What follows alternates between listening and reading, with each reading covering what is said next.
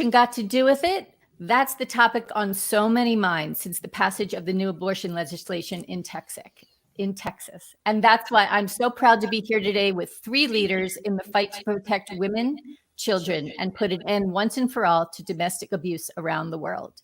Today's important topic: reproductive control, pregnancy, and intimate partner violence. I'm Hope Katz-Gibbs, founder of the PR firm and publishing Incandescent Inc., here to welcome you to part 2 of our 3-part series hosted by filmmaker Tracy Schott, producer and director of the award-winning documentary Finding Jen's Voice. Tracy is the founder of VoicesForChange.net, an international organization working to make a difference in women's lives. Also starring in this interview series is Kelsey McKay, a former district attorney in Austin, Texas, and one of the most recognized national experts on sexual and interpersonal violence, child abuse, and human trafficking. Kelsey is the president and CEO of the national network nonprofit working to raise awareness called Respond Against Violence. Her fellow board member, Erica Olsen, is also here, a social worker who specializes in gender-based violence and trauma-informed care and management. Erica will share her insights into the far-reaching consequences of government controlling women. And now I'm going to hand it over to Tracy. Take it away. Hi, everybody. Thanks, Hope. It's really it's exciting to be at the table with this powerhouse of Kelsey and Erica. We're all very passionate about this subject. And if you missed last week's episode, I encourage you to go back and watch it. In that, when we really unpack the Texas law, it's a law unlike any other that we've seen, in which it's really it's the government giving private citizens the right, encouraging them to take civil liberties against people who are helping somebody get an abortion. So it's a complex law. They call it an abortion ban, but it's more complex than that. And I feel like it would be helpful, Kelsey, if you wouldn't mind just saying in one nutshell, can you do it, to say what makes this law different? I mean, it's hard to say in a nutshell, but I'm going to do my best. It's if you can imagine, if any of you have ever had to take an exam, for medical school or law school, this is really written like a law school exam question. There are so many things that just violate normal jurisprudence. So civil procedure is a class every lawyer takes, and right, someone doesn't get to just stand up and say someone's guilty or did something. It requires that there be parties that really have a stake in the game. So the person was harmed or they did the harming. It's not just random people suing you. Also, jurisdiction. It doesn't seem like there's any limit on who can sue you and what jurisdiction it takes place in. And also, you don't sue the woman who gets the abortion. You sue those who aid and abet it. And then on top of it, unlike most cases that involve abortion, most laws that states pass that could then be constitutionally challenged, what's different about this is the state is not in charge of enforcing this law. So what that means is normally we would sue the state, and whether it's a private individual or a health clinic would sue the state, and it would go up, and that ultimately the courts would determine whether or not that law was unconstitutional or not. But they have kind of made it this weird pile where you don't know who to sue to go against the law. They've enabled private citizens by giving them a monetary motivation, not only in you can get a reward starting at $10,000, but you also get your attorney fees paid for.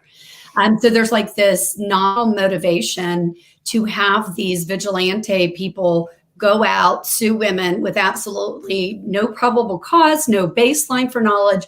You can just do it. And in the end, even if that person loses, so the woman didn't have an abortion or the doctor didn't provide it, there's no recourse for them. They'll already have spent all the money on attorney's fees. And I see, in domestic violence, I see legal abuse used all the time.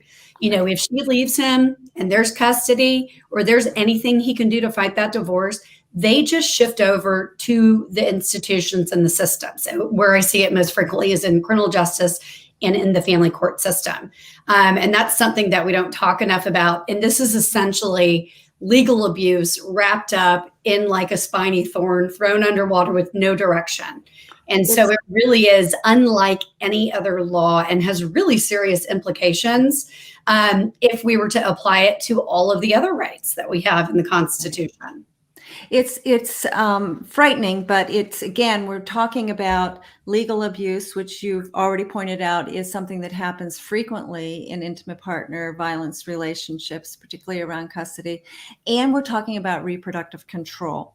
So when the average person hears about intimate partner violence or domestic violence, they think about black eyes, broken bones, right? But we know that it's about power and control. And it's about emotional abuse. It's about financial abuse, financial control. It's about isolation. It's about taking a woman's ability to really self-care away. And it's very methodical. So in so many ways, this state law now kind of mimics the intimate partner violence relationship, which is really horrifying because, things like The Handmaid's Tale comes to light. It's like, this is like a nightmare situation. And it feels like that slippery slope of all things can go wrong. So when we talk about reproductive control, we mentioned it a little bit last time, but I want to dive deeper into it. And Erica, you've got a lot of information that you could share with us about that. So help us really understand what we mean when we say reproductive control, and some of how prevalent it is. Sure. We use a lot of these terms, right? And whether it's social work or whether we're in criminal justice or making films like yours. And I had a conversation with a male friend of mine, and he is typically, I'll call him a male ally. He's very open. He really wants to discuss these things on gender. He's also African-American. And so he really educates me, on some racial issues as well. And we have this great relationship. And we were talking about this law and reproductive coercion. And he started talking about, oh yeah, women trick guys all the time into getting pregnant and getting married and having babies. And I was like, that's not what I'm talking about. So I at least have to give a shout out to my friend Nick, because I realized that what we need to really do for folks is distinguish the difference between unhealthy manipulation in a healthy relationship versus what we mean when we say coercion or reproductive coercion and control. And what we mean by that is behavior that's used to either pressure or coerce a woman or someone who's got the reproductive capacity to become pregnant to either get pregnant against their will or to continue or end a pregnancy against their will. And they're using tactics like intimidation, manipulation, threats, abuse, and violence, frequently a combination thereof, but not always.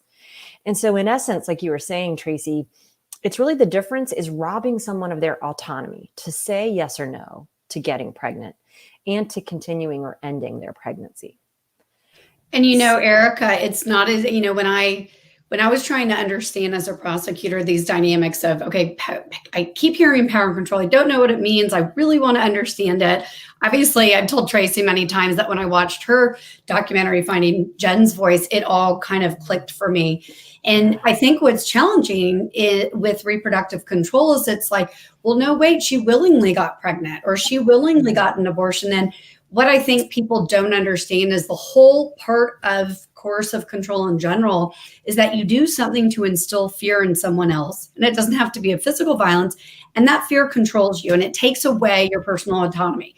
So if it's free will and you're not just saying yes, but you actually mean yes, that's very different. And men especially, these are very gendered crimes. And with men just having naturally different statures, having more control, instilling fears in a different way, and women obviously feeling it different, and sometimes just wanting to please them, it can really be confusing for women. If he tells her you have to get pregnant and she does it, and then he's like, oh, you only did that because you're cheating on me. I think, it's the sense of like, I can't do anything right. And Exactly. steps. So I'd love you to talk, about that it's not as easy as saying reproductive control is making her get pregnant. Britney Spears, they made her get an IUD to prevent her from getting pregnant. And you hit the nail on the head, Kelsey, in that it's so we kind of might break it down, but, in general, reproductive coercion and control is harmful in any society or culture, right? Where women don't have access to the tangible, real life equality, not just equality on the books, not just theoretical equality, but the real equality that men do. And that's from harassment and discrimination from birth, in schools, in equal pay, harassment on the job, having those sort of closed doors, good old boy networks, all the way through to where there's just these physical differences that rape, sexual assault, domestic violence, and sex trafficking in particular are very gendered crimes. So that's just overall.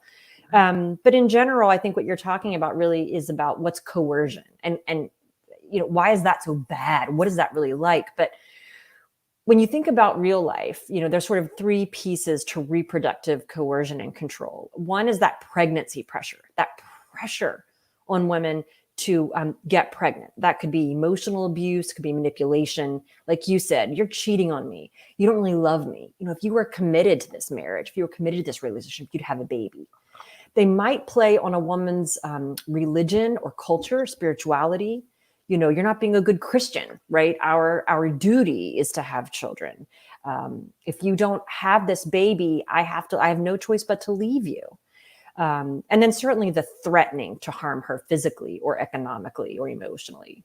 I think the second piece is birth control sabotage. Sometimes we don't think about that. Again, we think, how can that just happen?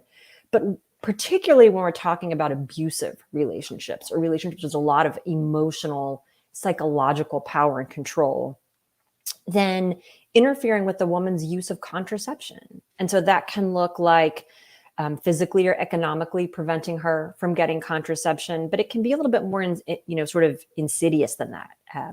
Batterers have been known to hide or throw away or destroy her birth control.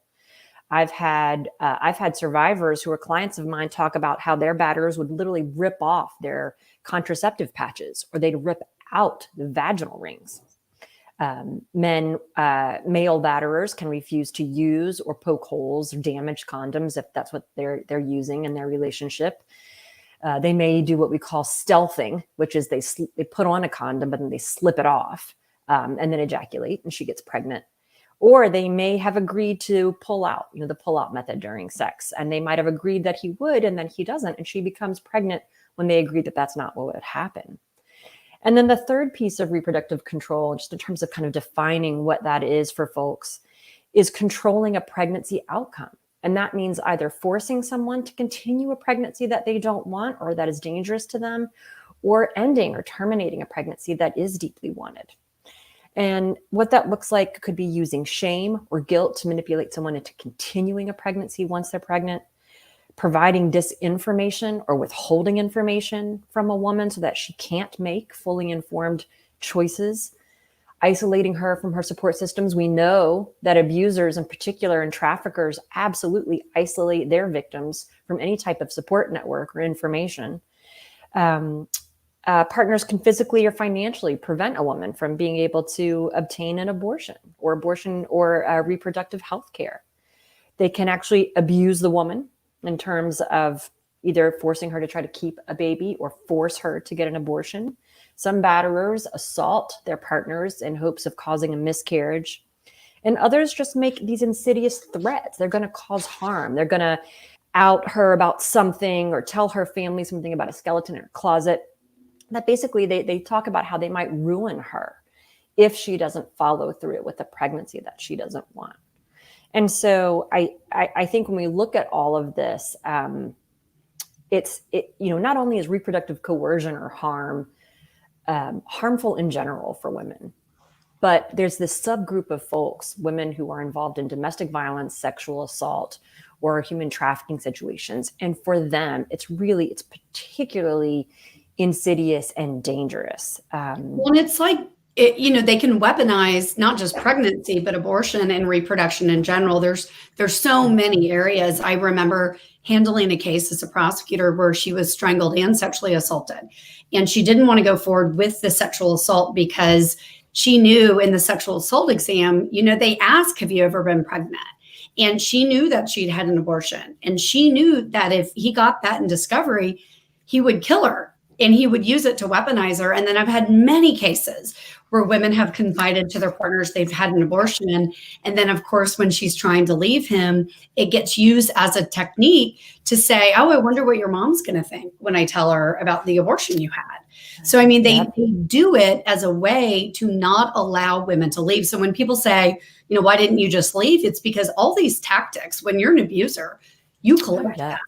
And, it makes no sense. And I've just seen the use of abortion be weaponized against a woman so much, as well as you're not getting pregnant, you must not love me, or it's someone else's. I mean, it really doesn't. It just comes in so many different flavors. But Tracy or Erica, one of the things I thought was fascinating when I was a prosecutor was learning that there were certain indicators that increase the likelihood that, domestic violence isn't all apples and apples. It gets worse and it's predictable and it's relatively patterned, and which hopefully means it's preventable. And so what I'm interested in is, what is it about pregnancy itself that makes women who are in abusive relationships at a higher risk of being killed? Well, think about, I think we're all mothers here, right? And think about pregnancy. Think about the first time you were pregnant and what your body goes through, what you go through emotionally, how you deal with the emotional, hormonal changes that are going on, as well as just the emotional and intellectual changes that are going on in the fact that you go from being a single person or a single person with one child to now that you've got more children. That it's changing so you're distracted. And if you're in an abusive relationship, you're not allowed to be distracted. You are supposed to give your abuser 100% of your attention all the time. And any distraction is taken as a personal slight. And it is also interpreted as they become jealous because they're sure that the only reason that you could be distracted from them is that you are involved with somebody else. And sometimes when they realize that somebody else is your unborn child, they decide that unborn child needs to go away. And that can be a forced abortion. And in the case of Jen, when she said, no, I don't need you in my life, and I'm not having an abortion. I've wanted to be a mother my whole life. You don't need to be part of this. He killed her. And pregnant women get killed a lot, and a lot more than what anybody can imagine. I know, Kelsey, when this law was passed, you contacted me and you said, I've been pulling up all of the cases just this year in Texas of pregnant women being killed. Like, where's our compassion for those people? And you're muted, my dear. I'm going to jump in while she is muted. I'm going to take the opportunity because I want to talk about how many women does this affect, right? Yeah. Yes. Not that Kelsey can't speak to Texas, because as a prosecutor and as someone who works so much in strangulation and in training, she certainly sees it. But I mean, the numbers are astronomical. We're talking, according to the NIH, domestic violence affects approximately 300,000 pregnant women annually. And those are the reported ones, right? Those are the reported ones. We know that's an underestimate. And it's not, in addition to that, in terms of talking about abused women, a woman who's having an unintended pregnancy is actually 4 times more likely to be in an abusive relationship than a woman having a planned pregnancy. We know that roughly— think about the catch-22 there. Think about, say you were in an abusive marriage, right? And you did seek shelter with another man, right? That happens. what happens if you get pregnant by that other man? You were really caught in a situation now where either he's going to kill you when he finds out the baby's not his, or you have to have an abortion. I think that people forget that not everyone's choices are as frankly privileged as mine, where I get to pick what kind of coffee I want every morning and have a warm bed and feel safe. Sometimes people have to make choices between really bad things. And I think for so much of this law, what I'm seeing is people who are in my situation evaluating its value. And I'm like, but it's not really me that's going to have the problem. I can fly to Louisiana. I can drive to Mississippi. Yeah. It is all these other women who don't have the kinds of choices and other aspects of their life, like you're discussing. And I think we have to think about what are the consequences, regardless of whether or not we're talking about women that are in domestic violence, sexual assault, or human trafficking situations. I think we really need to think about pregnancy in terms of its morbidity and its mortality in general for women, particularly when we're looking at SB 8, which bans all abortions after 6 weeks. First and foremost, 17 women die per 100,000 live births every year. So make no mistake, the United States has the worst maternal mortality rate of all industrialized nations. We rank 46th in the world. Okay. And for every woman who dies in childbirth, which the rate has been increasing since 2000, not decreasing, we spend 2.5 times more money per individual on healthcare than any other industrialized nation. And yet we have the highest maternal mortality rate of any industrialized nation. And for every woman who dies in childbirth, 75 to 100 more women suffer a life-threatening complication during pregnancy and childbirth, according to the Department of Health and Human Services.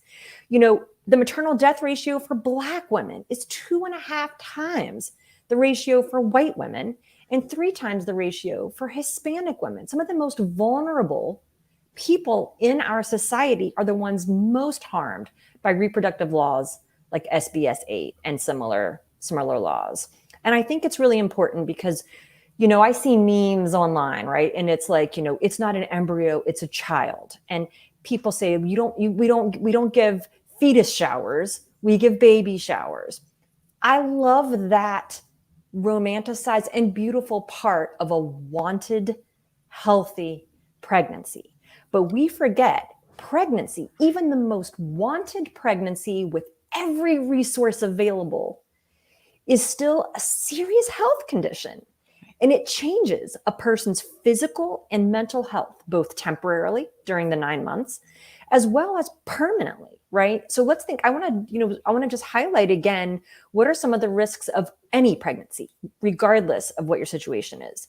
Blood pressure, gestational diabetes, thyroid disease, neurochemicals, hormones that can impact organ functioning, depression, anxiety, preeclampsia, anemia, the birth risks and the impact of giving birth, and we're talking any birth, much less forced birth, scar tissue, chronic pain, we're talking hemorrhaging, diabetes, permanent heart disease, thyroid disease, postpartum depression, postpartum psychosis, in which those very babies we say that we care so much about are murdered, infections, blood clots, and death. Getting pregnant is a risk to your short-term health and your long-term health, and it can cause death. And I just think that that's so critical that we remember that when we're talking about abortion laws and we're looking at whose life we value. Well, and you put that, you lay that up against our ability to provide evenly delivered healthcare. Yeah. With all those health risks, and you think about those most vulnerable populations, and they're not going to get prenatal care. Yeah, and they're not going to be well taken care of in the hospital. Well, or during the pregnancy, because going back to Erica's point about who this is going to impact, and just thinking about the trafficking community. And I have dear friends who are trafficking survivors, and one of them tells this story. It's the most horrific story I've heard, and I've heard a lot of horrific stories. Her being 8.5 months pregnant and kind of taken by a serial offender, and it's awful.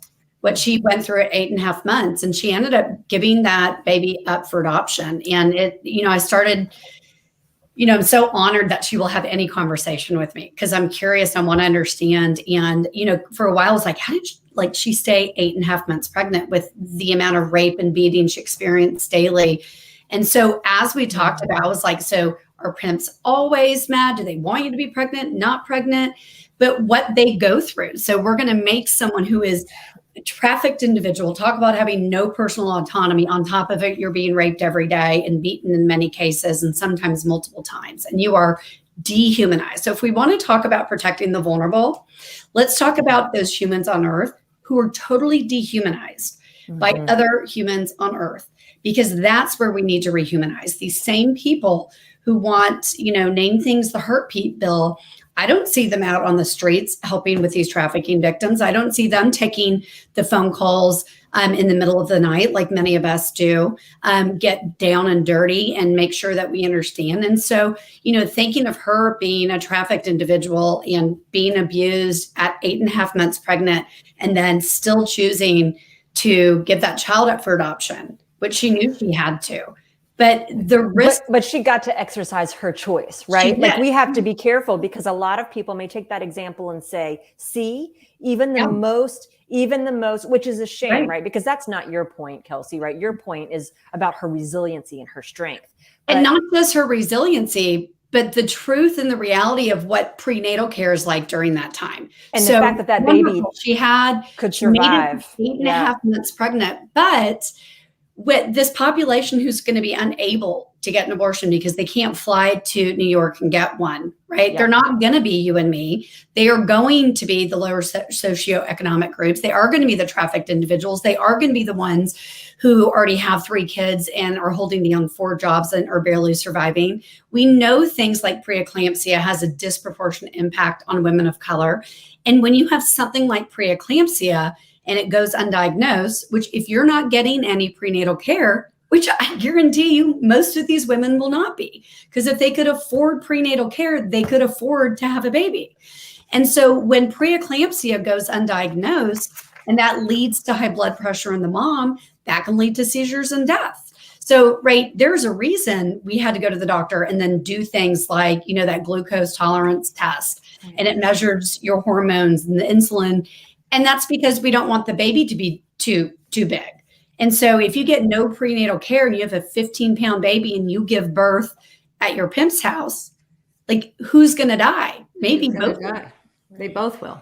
And so it's this kind of assumption that everyone has the luxury of prenatal care. And, there's such a disproportionate impact. And so I don't want to just skip into the birth, because there are things that will kill both that baby and that mom if what we don't include in this is prenatal care and safety. And I know that we're going to talk about some of that in our third podcast, but I want to take a moment to touch base on trauma, right? You talked about the trauma that they go through.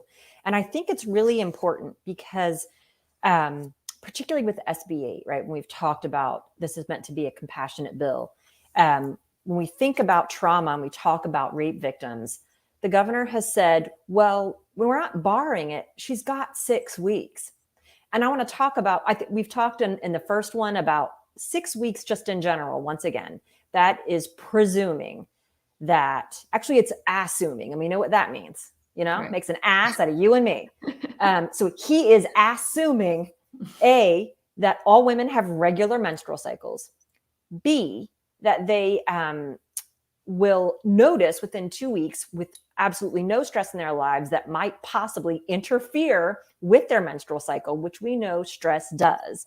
And so we're talking about a window of 2 weeks for any woman. And that's remember to take a pregnancy test, just because why not? And that exactly. I mean, that is proactive the day absolutely. That's just for any woman. That's just the bar, which is ridiculous in and of itself. But I want to talk again about trauma and about those vulnerable populations, because trauma just adds an incredible layer to this because it affects the brain. So we sit back and we talk about what we would do in these circumstances and that kind of thing. but trauma impacts the brain, both short-term at acute trauma as well as long-term. And what I mean by that is that trauma impairs our executive functioning. So it impairs the prefrontal cortex, which is the part of our brain that helps us in executive functioning and decision-making and rational choices.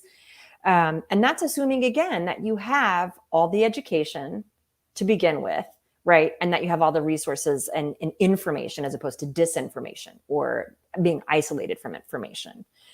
But when we are in a traumatic situation, and that could be abuse, that could be war, that could be a medical trauma that perhaps pregnancy triggers, our nervous system is impacted, and our lizard brain kind of takes over, or our nervous system, or our monkey mind, some people call it. And we end up resorting to getting into this sort of the 4 Fs. It's fight, flight, freeze, or fawn, which is in particular important for victims of domestic violence, where they're trying to appease their batterers so they're not further hurt. But trauma frequently causes PTSD. It causes depression. It causes anxiety, and that impacts that prefrontal cortex, and that impacts the ability to think through and to make decisions and to act on them.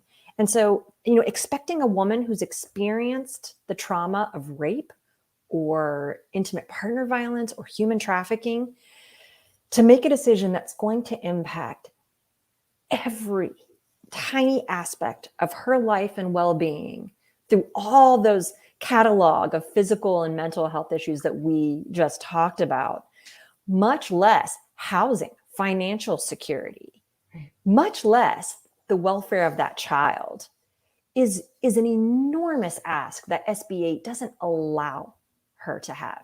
And it's unconscionable, and it ignores and flies in the face of every science under the sun that we think women who have been traumatized can make that kind of decision, or should have to make that kind of decision in 2 weeks or less, days. And let's also talk a little bit about the impact of trauma on babies. When a woman is pregnant, the fetus, the baby, the unborn child, is more likely to have low birth weight, is more likely to be a preemie, is more likely to have its own neurological and physical problems because of the stress that the mother is going through. And that doesn't even include things like maybe she's not eating, maybe she doesn't have nutrition, and maybe, she is getting beaten and the baby is getting injured in utero. It's horrific. And when people hear me talk about this, they think that, well, that's just this really small percentage of the population. It's not really that many people. But the problem is that's not true. It's so many people in our population. And we only hear about the high, we hear about the white girls who disappear, Right. This case with Gabby, that's in the news, which I love that it's in the news, because I think any opportunity to have a conversation about domestic violence that we've had a lot of conversations about sexual violence with Me Too, and I love that. But I have been waiting, like, when are we going to talk about what is, has its own nuances? And this case with Gabby, I love that it's in the news, because it does show a lot of the mistakes that are frequently made in law enforcement. That is what the nonprofit Eric and I have started is about, is how do we improve systems response? Give them a lens of what it's like to be a victim, explain to them why they're doing something that's counterintuitive. But going along with trauma, something came up and it dawned on me. I was talking with a group of girlfriends. I'm lucky to have a lot of girlfriends who are really, really honest and forthcoming. And right when this law passed, I had a group of friends and we were talking about the law and like, how is this real? And I remember one of them mentioned, 1 in 4 women has had it. And I think the challenge that it dawned on me is how many women, because this is like domestic violence, it's not something we talk about.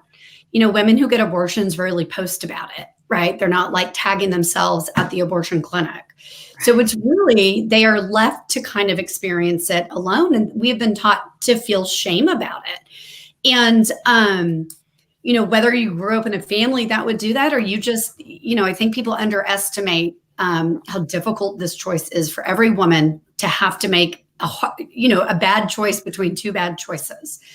And it dawned on me how many millions of women who already experienced a very personal trauma, how many of them now feel that much more shame on top of it and are going to go deeper and deeper. And we're talking about like, how can we have a lawsuit? It would take a brave woman. Like, what woman can be the face of this? She'll get shot leaving her house. And it really, really resonates with me about how it's exactly the same with domestic violence. It's behind closed doors. If we don't talk about it, it doesn't exist. I'm here to tell you it exists. Men are killing wives. They're killing women. All these missing and vanished women are not missing and vanished. They've been killed and hidden by their ex-boyfriends and husbands. And so we have to start having that conversation. But I think that role of trauma is really important, because while they're taking those beatings and they're pregnant, can you imagine how that makes them feel? The stress. I didn't fall. I had kidney stones and a lot of throwing up during pregnancy. But when I had that kidney stone at 5 months and didn't know what it was, I went into a panic. I can't imagine if someone were actually, hitting my stomach or doing something like that. And we are asking and forcing these women to go through that. And so I think that we have to consider how many women, while they might be silent right now, we are adding an additional layer of judgment and trauma and a layer of guilt. And you don't think abusers are using that right now? And I think, remember you got abortion when you were 15? And what, you're talking about tactics, right, Kelsey? I mean, whether we're talking about pregnancy pressure, whether we're talking, pressure to either get pregnant, right? This is your worth. This is your value. If you love me, all the tactics that abusers use. I really think we have to look at reproductive coercion on a state level. I mean, particularly SB 8 and similar copycat laws. I mean, think about it. In effect, right? The state is now a tool that abusers and rapists and traffickers can use to not only force women to either get pregnant or continue a pregnancy, but to give birth against her will. And you think about like what we went through when we talked about pregnancy pressure, birth control sabotage, and controlling pregnancy outcome. By having any unrelated human being be able to bring suit, that just reminds me of an authoritarian regime where neighbors are reporting on neighbors. Well, batterers use isolation.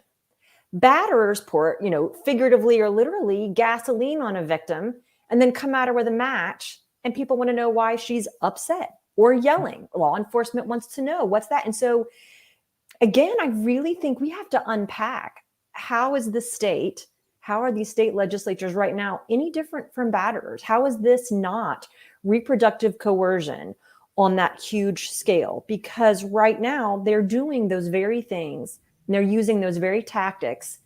And just like abusers say, well, I love you, but then their behavior doesn't match. And I know we're going to get into this in the third podcast, but like you said last time, Kelsey, when the state tells you they're pro-life, but then all their behaviors are the complete opposite. We have to reveal that, right? We have to hold. And we're going to unpack that in our next episode. So I think that's a great place for us to wrap up today, and invite you all to come back next week and hear the third episode of What's Abortion Got to Do with It. I want to thank Kelsey McKay and Erica Olsen, and of course the wonderful Hope Cat Skibbs for hosting us at Incandescent Women. And we will see you next week. Thank you. Kel.